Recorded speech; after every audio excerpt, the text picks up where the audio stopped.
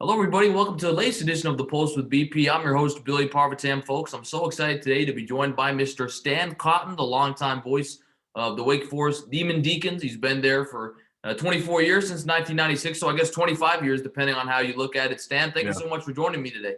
you bet, Billy. Thanks for the invite. Looking forward to our conversation today. Well, let's start off with first, how have you been doing during this pandemic? I mean, this is something that has impacted our lives both personally and professionally. So how have you been handling this whole situation for almost the past year now? Well, it's been interesting. I mean, when you go back to when I started when I was 19, that's 41 years ago. I thought I'd seen it all until COVID hit, and it's interesting to see how different groups have done it, and I think all of us are attacking it, similarly, but yet in different ways as well. But it's been, we've kind of gotten used to it. I will have done when this basketball season ends, I will have not been inside an arena. We're even doing our home games remotely from across the street at the football stadium in the football radio booth. But we have a great setup. I mean, we've got video feed from ESPN. We used cable as a backup. We use video streaming as the second parachute. We've got sound from inside the arena, even when the Deacons are playing away. So we've got actual sound from inside the building. We use television effects when we can get them. Of course, we've got the live stats. So you put that all together, and really the consumer, those people listening to our radio broadcast, unless we tell them, they just can't tell. And that's, I think, probably that's the goal, is to give people what they are used to getting, or as close to it as we can. And I really think we've done that. And it's taken a group effort. From when you just take the ACC, for instance, our crew working with Virginia Tech's crew, working with Virginia's, we all work together. We've always been, over the years in this league, a really tight brotherhood. We really have. And so we've always been willing to reach out and help one another. And so we've really had to kind of circle the wagons here in 2020 and 2021 to get this done. I mean, when Virginia Tech comes here, we help them. When we go there or whatever, same thing. So it's been crazy. I mean, I went the whole football season and never saw head football coach Dave Clawson in person. Never saw a player in person, and still haven't. I take that back. By chance, I bumped into Coach Clawson outside at the football stadium when my basketball partner and I were walking in to the stadium. Wake Forest just named a new president, and she was in town and photo op and doing some things like that, and doing something with Coach Clawson outside the football stadium. And we bumped into him just by random, and that's the first time I'd seen him since February of last year. Wake Forest has a new basketball coach. I've seen him once in person. That was by chance at the dentist's office. We do everything, just like all of our pregame interviews, all of our postgame stuff's done just like you and I are doing on Zoom, and that's how we do it. I mean, it's crazy, but at the end of the day, the consumer, the fan, the audience, that's the most important thing. And I think they're able to get what they need from us. And even though we hopefully won't have to do this after this season is over, but if we do have to do it again, at least we know how to do it. And we've been able to jump the hurdles when they've come. And I think we've managed fairly well. Well, let's go back to more happier times. I was reading, Stan, that your sportscasting career started because of an injury. Is that true? And how did that kind of develop into a passion to want to do this?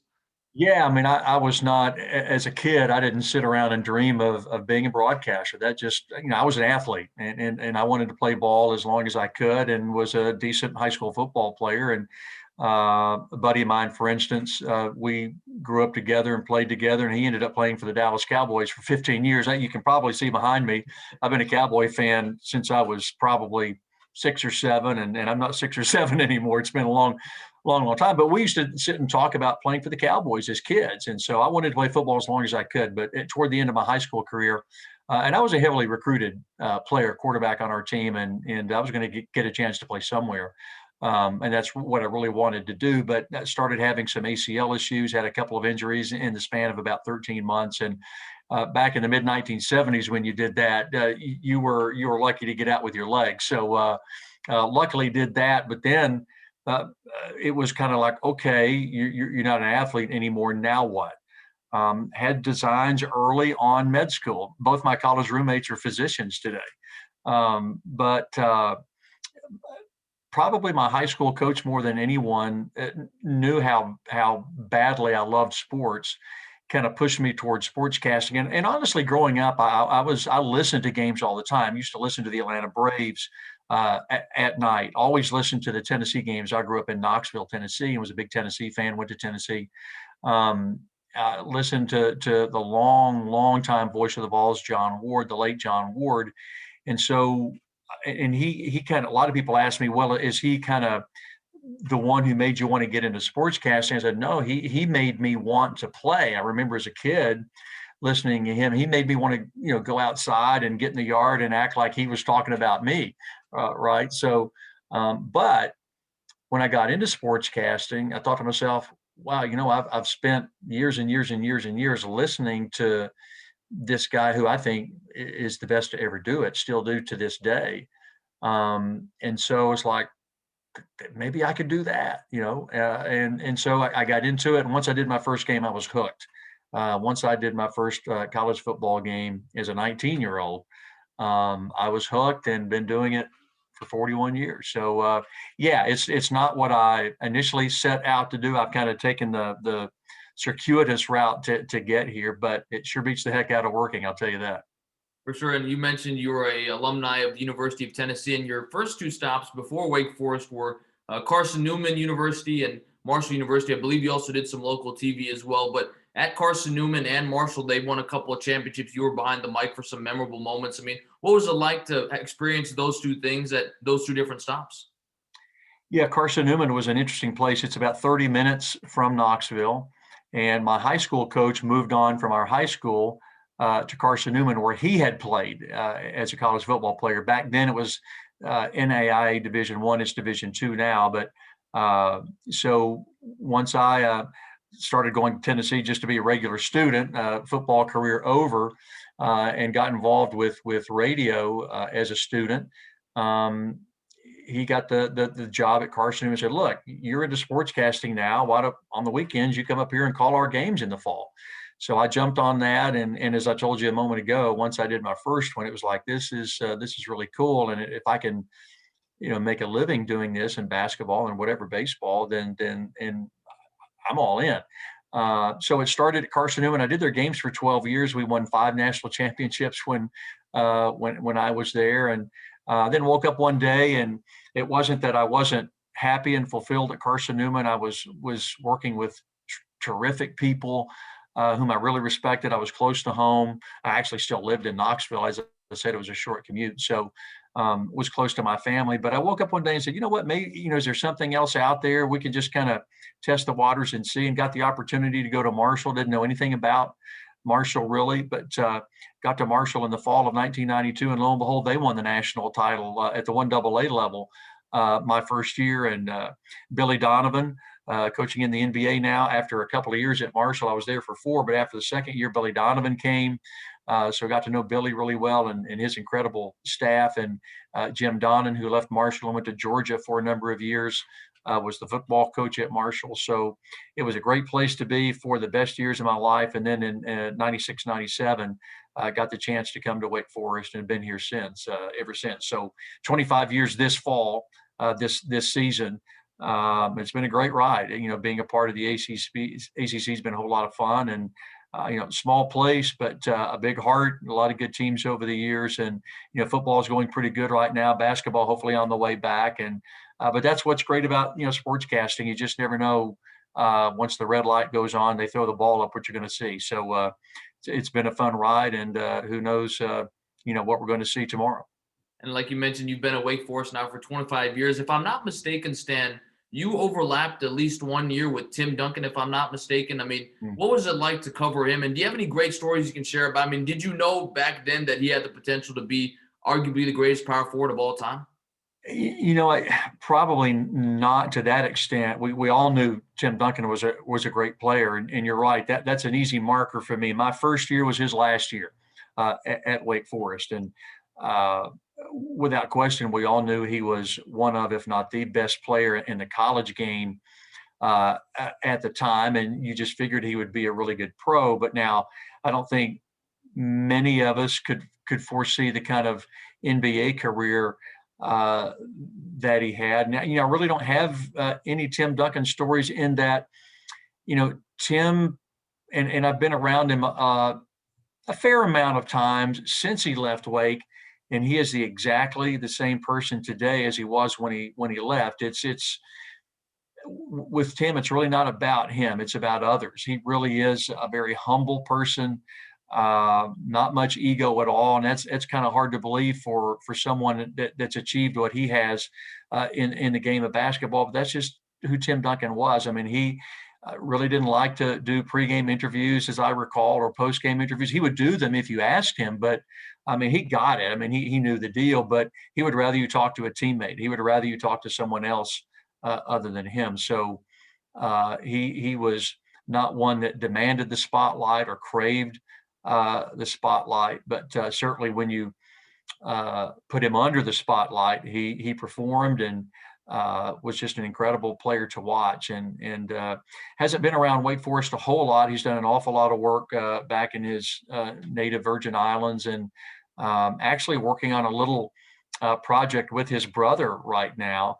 I can't say any more than that, but so it's going to be a lot of fun over the next few months to see this little project develop. And I'm not sure if I'm going to get to see Tim, but at any rate, he's just one of those once in a kind of a generation type of players. And I don't think many of us saw then what he developed into today. No. And you also have had a chance to cover Chris Paul when he was at Wake Forest, and he's had a very solid career, a Hall of Famer, and president of the NBA Players Association, does a lot of stuff away from the court as well as being a great basketball player. Any interactions, any stories you could share about Chris Paul? Oh, sure. Now, Chris Paul, he comes back all the time. He's got a house here. His folks are here, and he's very involved at Wake Forest and helps the Deacons raise a lot of money and does a lot of good things for Wake. And he's just went to high school just a few miles down from where I am speaking to you right now. And Chris is, what you see on those State Farm commercials. He's a whole lot of fun. Likes to kid around and joke around, and the story that we all kind of relate to with Chris. You've probably heard it, maybe not. A lot of people may not have heard it. When he was in high school, his grandfather, whom he had a very close relationship with, was murdered here in Winston-Salem. And I believe his grandfather was 61 years old. And I think the next game it was that Chris played in high school, he scored 61 points. And on the 61st, he walked off the court. That was in dedication, to his grandfather. And that's just the kind of individual that Chris is. When he sets his mind out to do anything, don't bet against Chris Paul. And he, again, is one of those guys that we all knew Chris was a great player. I didn't know that he would be this good in the NBA for this long. But he just has been, North Carolina kind of overlooked him recruiting. They didn't offer him out of high school. And I'm not sure he would have gone anyway. I mean, he was a local kid here in Winston-Salem and went to Wake. But he's just been, at times in his career, overlooked, and he's always kind of under-promised and over-delivered, right? But he's just a great human being. He really is. And he has obviously done very well. But he has given so much back to the folks in our community here, back to the game of basketball, and not just to folks here, all over the world, really. Chris is involved and certainly doesn't see himself bigger than the game or anything else like that. He's just part of it. But he has certainly used his gifts to help and further others. That's awesome. And I was wondering, Stan, how do you prepare for a game? I mean, let's say you have Virginia Tech and Wake Forest playing on a Saturday afternoon. What's your preparation like the week leading up to the game to make sure you're ready to go for your broadcast?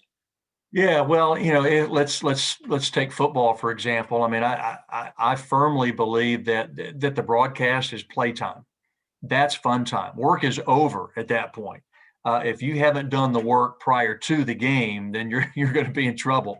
That's the way I look at it. And so I kind of plan things out every day of the week with regard to your spotting charts and seeing practice, watching film, reading game notes from each school, all these types of things you have to get done so that you can be ready for anything and everything on Saturday. In today's world, I mean, back when I started, you were starving for information. Sometimes you were lucky to get a roster, and you had to get that in the mail. I mean, there weren't, there was no internet, certainly no cell phones, things like that.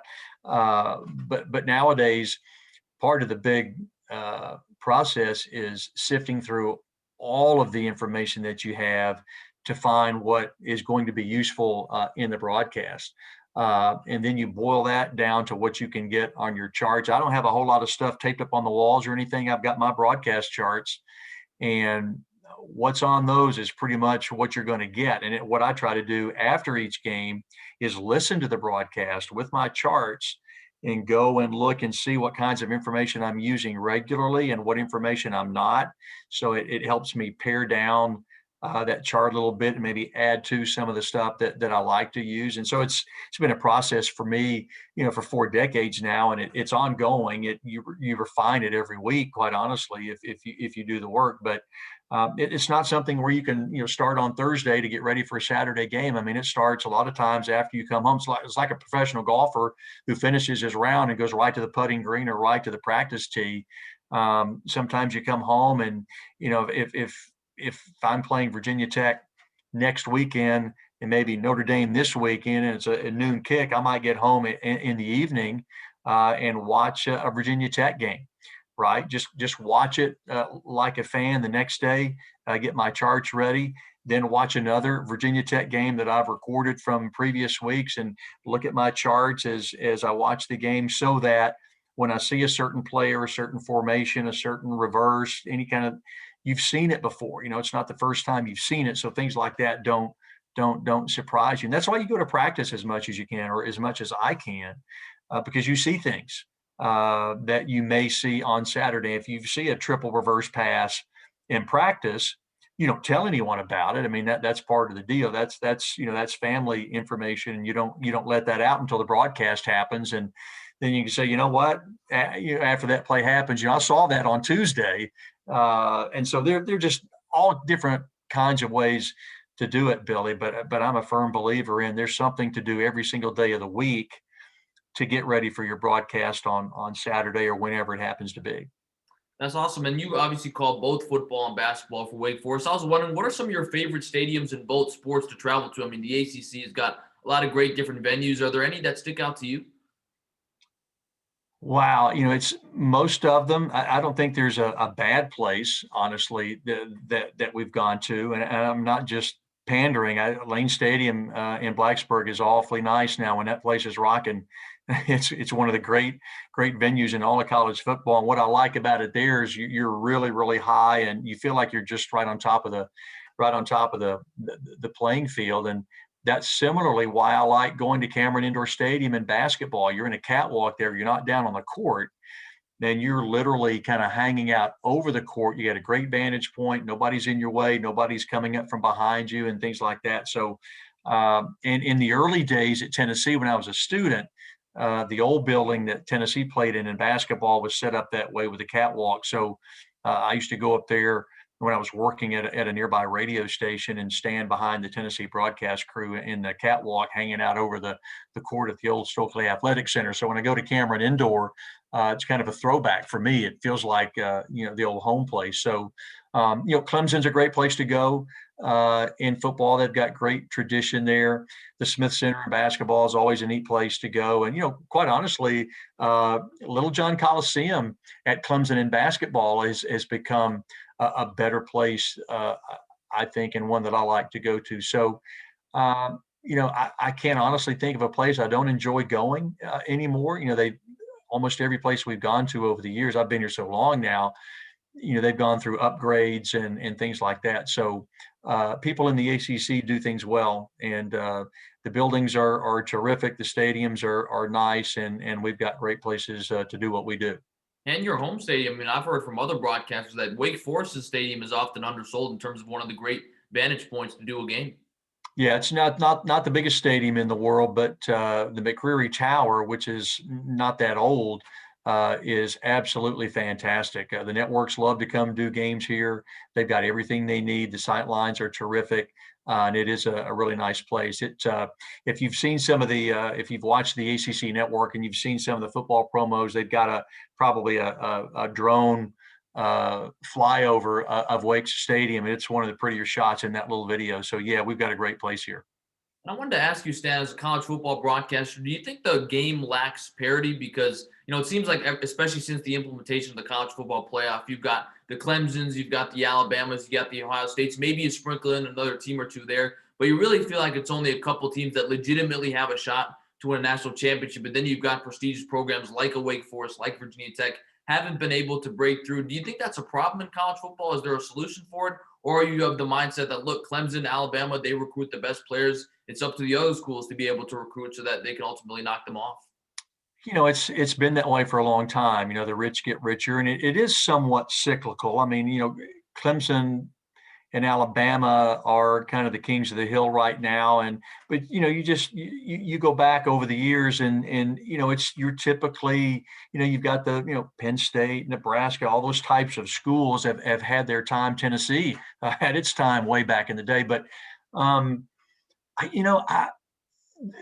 only thing that I would like to see, and I'm probably, well, I don't know if I'm in the minority on this, but we've talked about my time at Carson Newman. Back in the day, the NAIA and now Division II plays it off, right? College basketball, you got the tournament. They play it off. When I was at Marshall, 1AA, they played it off, and not just with 4 teams. I'm telling you, and I think you could use the bowl system.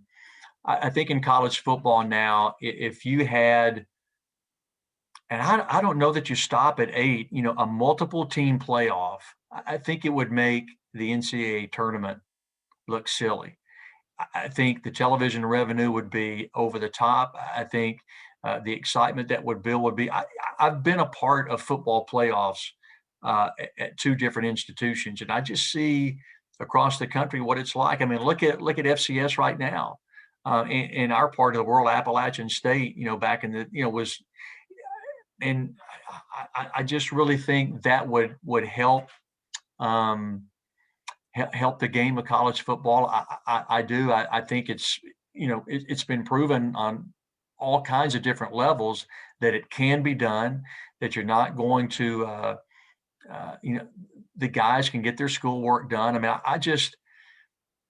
I don't know. I think that would really help. And I think, you probably are not going to have the equivalent of a 16 seed beating a 1 seed in the NCAA basketball tournament. I think it's just tougher to do on the football field, but you still give some teams a chance. And you just, as I said earlier, when you throw the football out there, on any given Saturday, you just don't know. The late Skip Prosser, the former basketball coach at Wake Forest, used to talk about football. He was a big football fan. He said, you football people, it's not round, man. You throw that football out there and it bounces all kinds of crazy ways, and it does.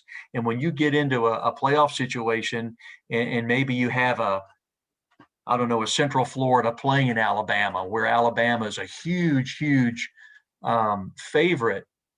Well, with that comes a lot of pressure too, especially if you get to halftime, something like that, and it's a close game or whatever. So I don't know. I like playing it off. I'm glad we have 4 teams right now. I just wish we could do more than that. I think it would be good. And speaking of college basketball, you've also called games in the NCAA tournament. I mean, what is that like to be able to call games on that stage? Certainly got to be one of the most exciting things you do in your career. Yeah, I'll never forget the first year I was here with Tim Duncan. We went out to Tucson and played the NCAA tournament. The first time I'd ever done that. Now, when I was at Carson Newman, the NAIA tournament, they took all 30. There were 32 teams in that event. All 32 teams, Kemper Arena, Kansas City, Missouri, and it was crazy. I mean, there were you might get a game at 9 o'clock in the morning. You get on the airplane and you go from Knoxville to Kansas City, and you arrive on a Wednesday. You might play Thursday morning at 9 o'clock, so you've got to be ready. But it was just great. We all loved it. But the NCAA tournament is just, obviously a horse of a different color. It's just you do get there, and you get the feeling that if you're in that tournament, that you're good, and that if you play well, you're going to have a chance to win no matter whom you play. Virginia found that out, the year before it won the national title, that any team can win. So, yeah, it's pretty cool. Over the years, Wake's had some crazy games in the tournament. I remember playing in Cleveland, West Virginia, a triple overtime game. You don't know what you're going to see. And, Chris Paul, that crew, they got, fairly deep, not as deep as they wanted, but, you win a game, you win 2 games, all of a sudden it's like, okay, now this thing's getting real, and, we might have a chance to do something special. And so every time you take the court and go on the air, it's exciting. And so, yeah, it's a lot of fun. Wake hadn't been in the tournament in a while since John Collins, been a handful of years now, but I really think Coach Steve Forbes, after a few years, we'll get Wake back to the tournament. Certainly hope so. I know he's counting on it. For sure. And Stan, I wanted to ask you, what's your advice to aspiring sportscasters like me who want to make it in a business that's already competitive, but now we have to deal with the realities of this pandemic? I mean, better than anyone, it's maybe the most competitive field out in America, and now we've got to deal with the realities of the pandemic. So what's your advice to young guys and girls like me who want to make it in this field that you've been in for over 4 decades? Well, it's certainly very competitive, but I think anything worth doing is competitive, and that shouldn't scare anyone off. I think certainly more so now than when I was coming up. There are a lot more opportunities now. I mean, when you consider the different ways to get involved in sportscasting now, from sports talk to all the minor league baseball teams doing games, women's sports, female broadcasters being given multiple opportunities, which is fantastic. So I think in a lot of ways things have opened up, and there are a lot of opportunities, a lot of different ways, podcasts, all different kinds of things that one can do to be involved. But again, it's like anything else. It's competitive, and I've been here 25 years. For instance, if you want my job, or maybe John Laser's job at Virginia Tech, you're going to have to wait a while, because we get here, and if we don't do anything to get run off, as I said, maybe right out of the chute, I mean, it beats the heck out of working. And so if they'll actually pay us to do this, why am I going to do anything else?